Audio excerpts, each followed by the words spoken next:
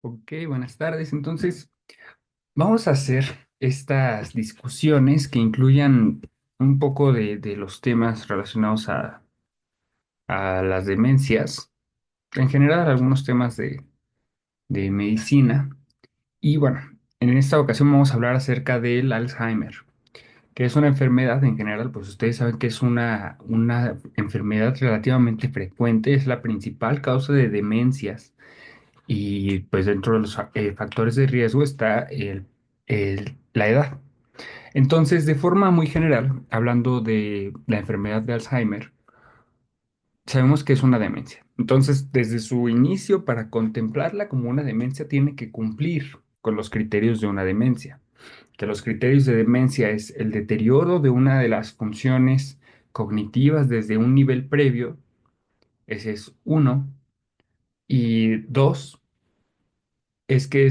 bueno, este deterioro es notable por la misma persona, por las personas con las que se relacionan, le dicen una fuente confiable, o por el clínico, por medio de las pruebas. Ya veremos que para evaluar una demencia desde que la sospechas clínicamente, puedes usar una escala de Mini-Cog, que es un Mini Cognitive Assessment, que te va a durar entre 2 y 4 minutos hacerla, o sea, no es tardada.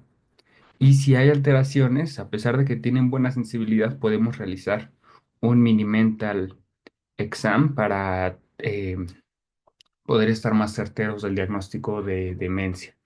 Entonces es el deterioro que no se puede atribuir a otras enfermedades, que no sucede exclusivamente durante un episodio de delirium, que ya vemos que el delirium es este episodio o esta enfermedad que fluctúa a lo largo del día, que tiene un inicio rápido en comparación de las demencias que van a tener un inicio insidioso, o sea, a lo largo de años y no es claro cuándo iniciaron. Y bueno, entonces va a cumplir con estos criterios y el cuarto de los criterios de demencia será que que esto repercuta en la vida del paciente. Entonces hay escalas funcionales, hay escalas de actividad instrumentada y hay escalas de actividades básicas de la vida cotidiana, y si afecta las actividades, desde las actividades instrumentadas, pues ya podemos hablar de que cumple los criterios de demencia. Entonces, para que tenga Alzheimer una persona, vemos que si tiene esos cuatro criterios, tiene la mnemotecnia, que es dementias en inglés. Entonces, la mnemotecnia, ¿cuáles son esas posibles causas por las que tiene demencia? La primera letra es la D de trastornos o este, trastornos neurocognitivos, el principal, Alzheimer. Y hay otros, como la demencia por cuerpos de Lewy, la demencia frontotemporal, la demencia vascular, Parkinson. Entonces esa sería una de las principales causas de demencia. Ahora, pero ¿cómo hacemos o cómo confirmamos que esta demencia es por Alzheimer? Tiene que tener dos criterios adicionales, uno u otro. Un criterio sería que haya evidencia de mutaciones genéticas demostradas. Entre estas mutaciones genéticas demostradas está la, el alelo ApoE4, y hay otras mutaciones que llevan a la enfermedad de Alzheimer genética. O sea, por ejemplo, las mutaciones en presenilina 1, presenilina 2 y en el APP, que es el precursor de amiloide. Entonces, las mutaciones genéticas en estas cuatro componentes es uno de los criterios posibles. Y por ejemplo, este del APP, vemos que se localiza en cromosoma 21. Y por eso es que en los pacientes con la enfermedad de trisomía 21 o síndrome Down, van a tener, el riesgo es del 100% de que van a tener enfermedad de Alzheimer los pacientes con síndrome Down. Entonces, eh, decimos que es el criterio A, y el criterio B, que sería, aquí está, este, es el criterio B. Uno es la causa genética y la otra es que de los criterios que decíamos de demencia, que decíamos pérdida en uno de los criterios mentales, bueno, aquí vemos que el criterio para que sea Alzheimer se hace más, este, digamos, más estricto. Entonces dice, deficiencia de memoria y aprendizaje más otro criterio de funciones cognitivas, de cálculo, de abstracción, etcétera, etcétera, etcétera. Entonces, todo eso es parte de mi criterio, de mi segundo criterio posible. O que aparte de eso, no esté relacionada con otras causas, que también veíamos que es uno de demencia, y que sea un declive constante.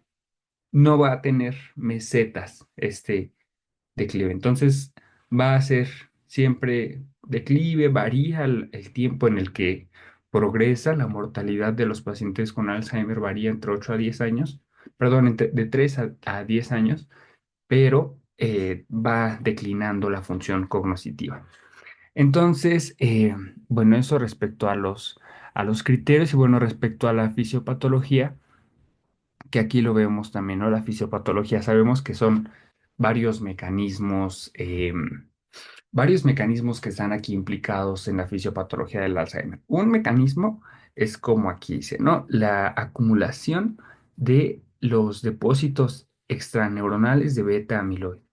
¿Esto qué quiere decir? Que está la proteína precursora de amiloide, que todos tenemos esa proteína, pero y esta proteína se puede seguir dos vías, ¿no? Una vía común, que primero es escindida por una gama secretasa que la divide en dos segmentos. Y después de esto se puede dividir por una vía amiloidogénica y una vía no amiloidogénica. Entonces, dependiendo cuál sea la secretasa que lo rompa. Entonces, la vía no amilidogénica está mediada por la alfa secretasa que va a romper en dos componentes, digamos, eh, o sea, pequeños de esta proteína precursora de amiloide, pero que no van a ser los segmentos de amiloide. Mientras que la beta secretasa va a crear esta vía precursora de amiloide. Vemos si tenemos algún esquema que ejemplifique esto. Esta la recomiendo bastante. Miren, esto lo ejemplifica perfecto, ¿no?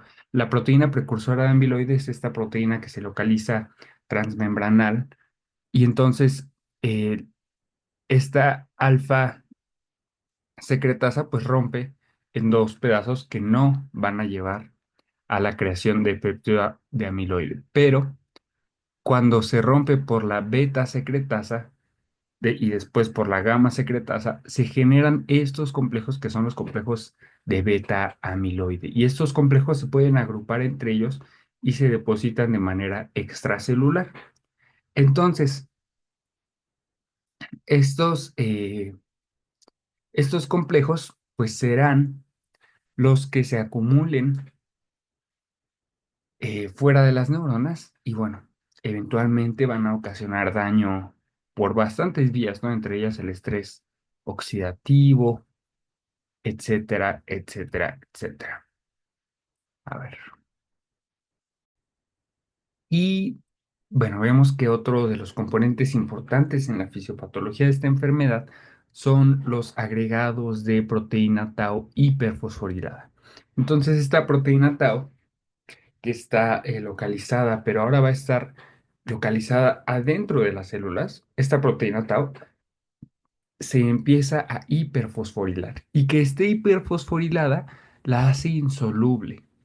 Por eso mismo es importante que esta proteína se va a encontrar en niveles altos en el líquido cerebroespinal o cefalorraquídeo cuando se hace una punción lumbar, que es uno de los estudios que se puede llevar a cabo en estos pacientes. Entonces, tomar en cuenta que un paciente que tiene unos niveles de proteína tau elevados, además de una disminución de los niveles de proteína beta amiloide en el líquido cerebroespinal, la combinación de estos dos refuerza mucho el diagnóstico de enfermedad de Alzheimer. Entonces, también, además de esto, bueno, hablando de cómo se van a presentar esos pacientes, son pacientes que, como mencionamos, ¿no? El periodo de, de desarrollo de esta enfermedad va a ser largo, entonces por eso se habla de que va a ser un inicio insidioso. Las manifestaciones, la principal manifestación va a ser la anomia. Eso quiere decir la, como esto que me acaba de ocurrir, eso quiere decir anomia, ¿no? Entonces, olvidar las palabras. Entonces, por ejemplo, si yo digo, pásame del la cosa esta que está ahí sobre el este, entonces eso es anomia, ¿no? Entonces, empiezo a olvidar el nombre de estas palabras. Entonces, esto es la dificultad para encontrar las palabras, pero conforme se van avanzando estas enfermedades, esta enfermedad, pues va llegando y estas proteínas, tanto los péptidos de beta amiloide como las proteínas tau se van depositando en más áreas del cerebro. Entonces las manifestaciones se van haciendo muy, muy prominentes y en varios aspectos, ¿no? Entonces empieza la principal manifestación, como veíamos desde los criterios, es la pérdida de la memoria y no solamente va a ser de la memoria al inicio de memoria reciente. Eso se ve, la memoria reciente al inicio se ve muy afectada, pero la memoria, digamos, a largo plazo se ve conservada, pero conforme va pasando el tiempo, pues va ocupándose este material, va ocupando la más parte del cerebro y entonces se va afectando la memoria como un todo. Y en estadios más avanzados y graves, porque es una enfermedad que es importante recalcar que no tiene cura, eh, en estadios más avanzados, pues se van olvidando cosas que incluso para algunas personas parecerían, digamos, ya cosas que aprendiste y ya no se podrían olvidar. Es lo que uno cree, pero en algún momento las aprendiste, también las puedes olvidar. Y entre ellos me refiero a cómo aquí lo pongo, ¿no? Por ejemplo, a deglutir, a vestirse, a caminar, el control de los esfínteres. Entonces, esto ya sería en estados muy avanzados. Y entonces vean cómo aquí nos dicen, ¿no? El trastornos del lenguaje, desorientación espacial y temporal, o sea, que la localización pareciese como si no estuviéramos, o sea, no están, son pacientes que no están orientados en tiempo ni en espacio. Y es por eso que es importante diferenciar con un delirio, o sea, con delirium, que a pesar de que son muy diferentes, pues se llegan, o sea, se pueden llegar a diferenciar. Por eso es que hay a confundir. Entonces, por eso hay que ser, pues bastante estrictos con nuestro interrogatorio y tomar en cuenta que no son mutuamente excluyentes. De hecho, el tener una demencia aumenta el riesgo de tener delirium.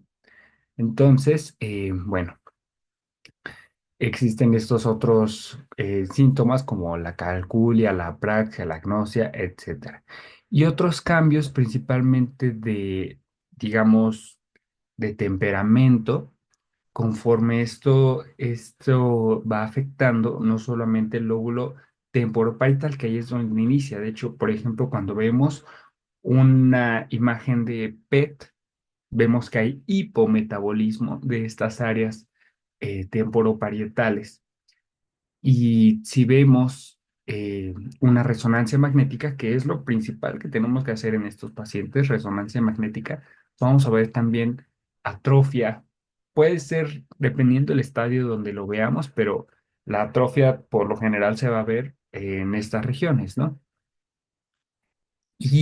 Pero conforme va avanzando, pues se va a ver atrofia en general cortical. Y entonces por eso es que vamos a tener cambios de comportamiento, cambios en el ánimo y, les digo, en estadios avanzados, pues incluso ya incontinencia tanto urinaria como fecal y bueno, otros tipos de trastornos, ¿no? Ahora, el diagnóstico, pues como ya lo veíamos, ¿no? Por la clínica, si cumple nuestros criterios de Alzheimer, realizamos una resonancia magnética. Podríamos realizar, por ejemplo, un PET-CT, en especial si son pacientes que hacen una demencia muy rápidamente progresiva o que inicia muy temprano en la vida. Ya vemos que estas demencias aumentan con la edad. Entonces, si es un paciente muy joven que hace demencia, podemos considerar mandar un análisis de PET-CT y, y bueno, también, sí, esto es importante, ¿no? Como tal, el diagnóstico es un diagnóstico histopatológico. Un diagnóstico confirmatorio es histopatológico y entonces eso implica que es post-mortem. Entonces, el diagnóstico de Alzheimer es clínico. Eso es importante, ¿no? Pero bueno, podemos realizar varios estudios que nos ayudan a guiar nuestro diagnóstico. Por ejemplo, un electroencefalograma para descartar otras causas como una demencia subcortical o como demencia subcortical o que esté teniendo em, seizures, que serían crisis epilépticas. Entonces, estos son los diagnósticos eh, que ya vimos. La resonancia magnética, les digo, atrofia cerebral. Aquí les pongo, o sea, cerebral, cortical, evidentemente, y subcortical, y del hipocampo. Entonces, el crecimiento de los ventrículos y la disminución de los giros con crecimiento de los surcos. Bueno, otros estudios, pues como les comentaba, el PET-CT en estos pacientes que hacen demencia temprana o rápidamente progresiva podemos hacer pues sí, un PET, el general PET para ver qué áreas captan más o menos. Y entonces, por lo general, hay áreas que tienen una menor captación en estas regiones. Y importante, los biomarcadores, como les decía, tau elevada con disminución de beta amiloide en el líquido cerebroespinal también es una guía muy útil. Eh, y por último, bueno, el diagnóstico, perdón, el tratamiento, como les comentaba, es una enfermedad que ahorita no tiene tratamiento hasta el momento. Se puede dar tratamiento, por ejemplo, con memantina, pero la respuesta realmente es una respuesta, digamos, muy leve. Entonces, si ya está en estadios avanzados, este paciente no se va a beneficiar de que le mandes memantina. Entonces, en general, bueno, o sea, el tratamiento es más que nada conductual, o sea, tratamiento conductual, tratamiento de soporte. Y bueno, eh, realmente eso podemos decir al respecto. Hacer el diagnóstico diferencial con otras demencias. Vemos que hay demencias que tienen como unas características con las que se presentan con mayor frecuencia. O sea, el, por ejemplo, no sé, puedo pensar que la demencia frontotemporal se presenta más con cambios de humor, más rápidamente, ¿no? Y cambios de humor. Y entonces eso nos va ayudando a pensar hacia otro tipo de demencias. Por ejemplo, una demencia ocasionada por Parkinson, pues se va a ver acompañada los, eh, de los pilares diagnósticos de Parkinson, que es la bradicinesia, que la podemos evaluar por medio de los movimientos de los dedos o el tapping de los pies, la inestabilidad postural con esta marcha penetrante de pasos cortos, aparte de la rigidez muscular que ya vemos en la rueda dentada, y me falta una que es a ver, la inestabilidad postural, la rigidez muscular, la bradicinesia, y me falta una, pero bueno, vamos a ir viendo como signos que nos orientan más hacia una u otro tipo de demencias. Y en general les comento, ¿no? Evaluar otras causas de demencia. Les digo que la mnemotecnia es demencia, de trastornos eh, crónicos degenerativos. Después la E de trastornos endocrinos como hipotiroidismo. Después la M de trastornos metabólicos como de trastornos hepáticos o renales. Después otra E de trastornos emocionales, diferenciar demencia de pseudodemencia, que también se asocia mucho con el trastorno depresivo mayor en adultos mayores. Después está la N de neoplasias, o sea, de tumores. Después la T, que es de trauma, o sea, de traumatismo, que por medio de un traumatismo esté teniendo, y es uno de los criterios que en la resonancia magnética no tenga signos de, de algún traumatismo, de algún hematoma, de lo que sea. Y que no, bueno, ahorita voy a llegar a esa, que es otra letra, entonces voy en la T. Después la I de infecciones por sífilis. Aquí mencionan la neurosífilis, que hasta donde yo entiendo la neurosífilis ya no es tan frecuente, pero buscar infecciones en general del sistema nervioso, o sea, alguna otra infección que esté causando síntomas neurológicos. Después la A, que serían trastornos autoinmunes, y la S de stroke, de infartos. Entonces, buscar signos, o sea, cuando ves este comportamiento, pues buscar también signos de EBC o de demencia vascular. Entonces, en general, esos son nuestros diagnósticos diferenciales. Y bueno, creo que eso sería en forma general algunos comentarios respecto al Alzheimer. Y voy a estar haciendo algunos videos de estos temas. Entonces, hasta el próximo.